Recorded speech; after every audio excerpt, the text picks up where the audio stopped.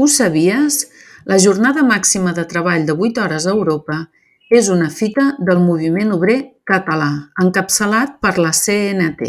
Recordem que el 1919 es va restaurar la monarquia borbònica a l'Estat. I això, com sabem, al Principat comporta l'explotació sistemàtica dels catalans.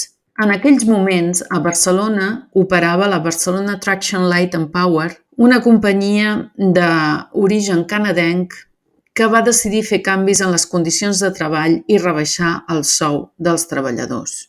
Això va fer esclatar un moviment de reivindicació encapçalat pels sindicats que es va anomenar la Vaga de la Canadenca, l'any 1919. La monarquia borbònica va actuar, com sempre, reprimint les reivindicacions catalanes i es va empresonar entre 3.000 i 4.000 vaguistes al castell de Montjuïc. A més, es va dur a terme una campanya de censura i es va declarar l'estat de guerra a Barcelona i província. Però finalment es va arribar a un acord i aquest és la declaració de la jornada màxima de treball de 8 hores. La vaga de la canadenca i els seus resultats són una manifestació de l'esperit català.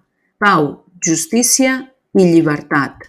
Subscriu-te, comenta i comparteix. Visca Catalunya de nou lliure!